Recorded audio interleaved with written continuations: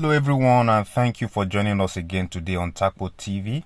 Except you're in the political class who doesn't know the cost of anything in the market because everything is provided for you for free, or you are among the rich class that doesn't budget for food because there are servants and staffs in charge of that, you must realize that the prices of food has been on the increase lately.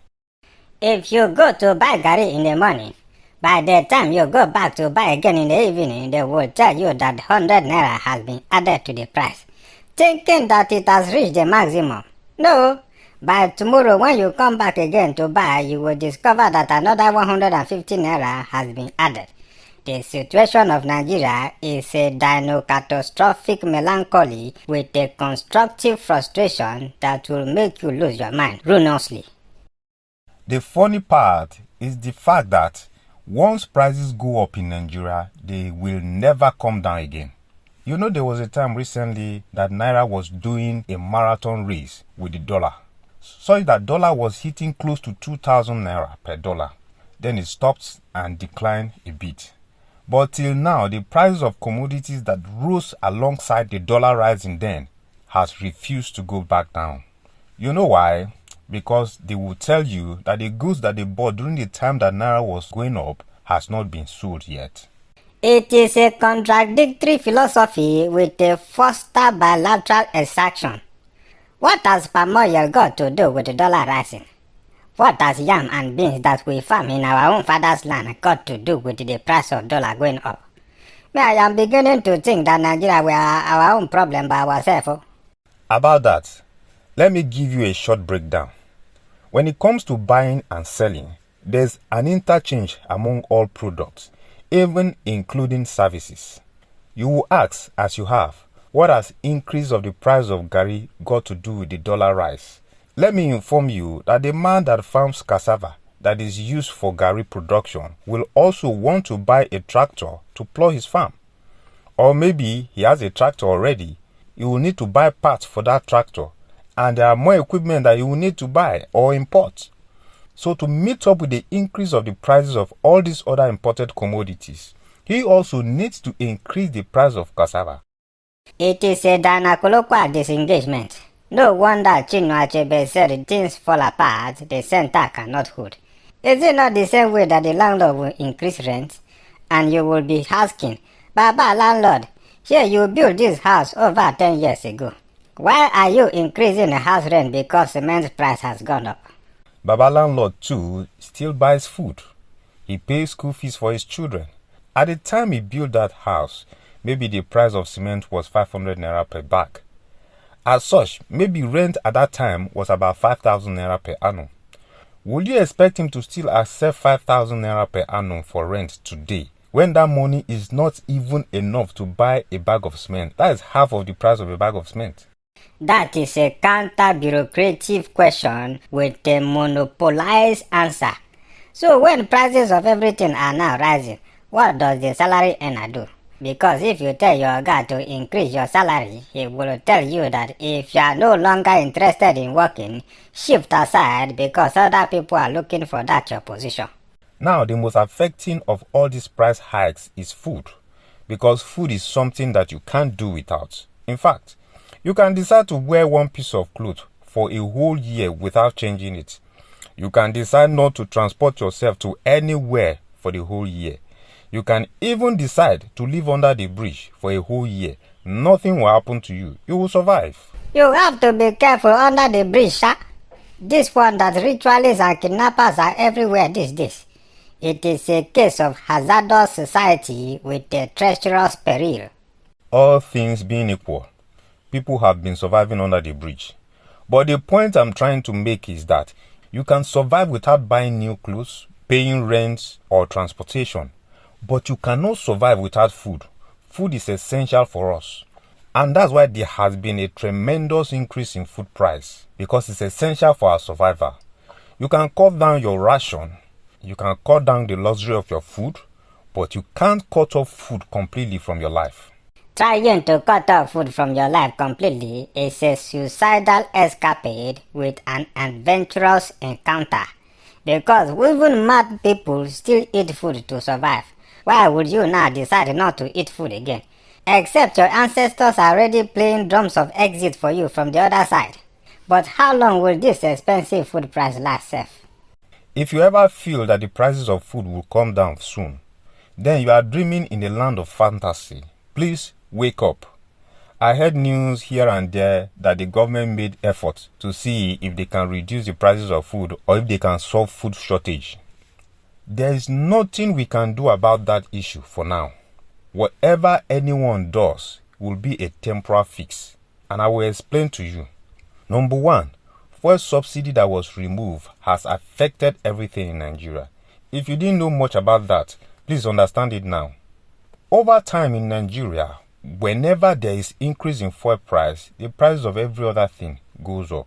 Yeah, so even before they remove fuel subsidy, whenever there is fuel shortage, prices of things will just increase automatically because commuters will always increase transport fare because they will tell you that they did not see fuel to buy, so they bought from black markets. And even after the fuel shortage is over, the prices of the things will refuse to go down, including the transport fare itself. Very true. So it's something that we should have prepared our minds long ago, that once fuel subsidy is gone, the prices of things will soar high. So to think that food price is the one that will come down soon is a wrong mindset, because food is that thing that we need every day, like I stated earlier. So why won't the prices of food come down because of fuel price? There's nothing you buy in the market that has been planted in the market. Everything in the market was planted somewhere and was transported to the market. And some of the things we buy in the west, south and southwest are transported all the way from the north. Exactly. Mind you, diesel is even more expensive than petrol. To fuel a trailer from the north and transport goods all the way to the west, it will cost you nothing less than 1 million to 1.5 million naira. So long as those food items are transported from one place to the other, the cost of transportation will be added to the price. And the farmers also charge more for the food items, knowing that they will in turn use that money to buy their needs from other traders who sell their goods expensive. So as long as fuel price remains up, don't expect that price of food will return to its old price. Never! Secondly, why the price of food won't go down soon is the fact that everybody today wants to make money online. Everybody wants to make money the smart way. Go to Facebook, TikTok, YouTube, Instagram, etc. You will see all sorts of content creators. Everywhere is flooded with content because everyone wants to make money online. You go to affiliate marketing, the same thing. Others want to sell on Amazon. Some others, their own is to scam people by selling cheap products very expensive online. So everyone wants to make money the easy and the smart way, as they say. But the truth remains that there is no way to make gari or yam the easy way or the smart way. For you to get food on your table, there is a process that must take place for the crops to grow to maturity, then harvested, processed, and then brought to the market for you and I to buy. Yes. So since we all want the easy, cheap way to make money, we leave a very few individuals to farm. And if you remember the law of economics, the law of demand and supply says that when the demand is high and the supply is low, the prices of commodities go high. So if every one of us now has money from all our smart ways of making money, we will all come and fight to buy the same food. As such, farmers can give us the price they like. If you don't like it, go and grow your own crops. So wake up if you have been dreaming that the price of food will soon go down. That dream will lead you to a diminishing scuffle of endless lamentation and discomfort. I know many people have been giving us the analysis that it is because of the insecurity in the country that farmers have not been able to return to their farm. That's why there's food shortage. I want to ask this question. If all the farmers in Benue State start returning to the farms and cultivate yams and they harvest the yams, do you think they will now sell those yams at the rate they were selling at the time that fuel was 145 naira per litre? Or maybe when you want to move your yams from Benue State to Lagos, they will just do abracadabra and the yams will just disappear from Benue and appear in Lagos without transporting them. The role insecurity is playing is very minimal. These other factors are playing a bigger role. Factor number 3 now which I think we have touched already in our discourse so far. That is rising inflation. As the dollar keeps going high, the naira keeps losing its value, meaning you need more naira to buy the same thing that you used to buy 18 months ago. So inflation is also a cause of food price rise. And to think about it, there is no short-term solution, because even if the government decides to open the border and import cheap food, the exchange rate will keep affecting the naira, meaning even as the food imported may seem cheaper, but because the value of the naira keep going down, and by doing that also will depreciate the value of the naira more, you will need more naira to buy even the food that is said to be cheap. And though Nigerian youth out there is ready to farm, the older farmers that used to farm are retiring because they are getting older. Which youth want to farm when there is TikTok and YouTube to post videos? For where? Even if government decide to give them grants to go and farm self, they would rather use the money to buy iPhone so that they will be using it to do TikTok videos. Finally, government policies are also affecting prices. Ironically, they don't know that they are contributing to all this palaver. Imagine increasing energy tariff from about 60-something naira per unit to over 200 naira per unit. What do you think will happen to the economy? The man that is running restaurant that used to spend maybe 25,000 naira for energy every month will now start spending close to 100,000 for energy. That is for power, to power his restaurant, to run every other thing. Who do you think is going to pay for this increase? They will add to the food he is selling now? Or is it the Gary processing factory?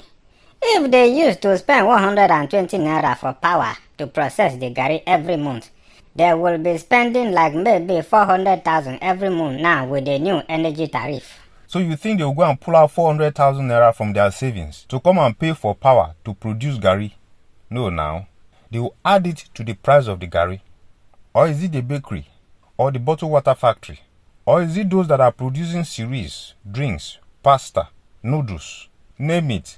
So government policies are part of the reasons why prices of food in Nigeria will never go down. Because if you increase tariffs, you increase taxes, all those things will be added to the product. Business is done for profit. Nobody does business as a charity. So as long as people will continue to run businesses, they wouldn't want to lose. They want to make profit. Anybody that is no longer making profit will leave. That's why many companies are leaving Nigeria. So for people to continue to survive, they will add all this increment that government policies are producing into the food or into the product. Therefore, the price will never come down. So after listing all these factors, let's breeze up. You can cut down your food ration. That's if you used to eat very big bowl of eba, you may start considering reducing your plate size. You can cut down the luxury of your food as well. That is if your soup used to be the type that Roundabout and Shaki used to fight for space to push Bokoto to the side that Pomo is, while pieces of fish beneath are fighting to not get suffocated by the big pieces of beef breathing heavily under your plate, you can now start considering reducing the obstacle on your plate. We have unfortunately and uncontroversially come to the end of today's episode of Takpo TV. Till we come your way again next Saturday at 8 a.m., please manage your food properly. And if you have any desire to go into farming, we vehemently and unanimously, with a rousing concordance, support your move. Have a counter-fruitful weekend. But yeah!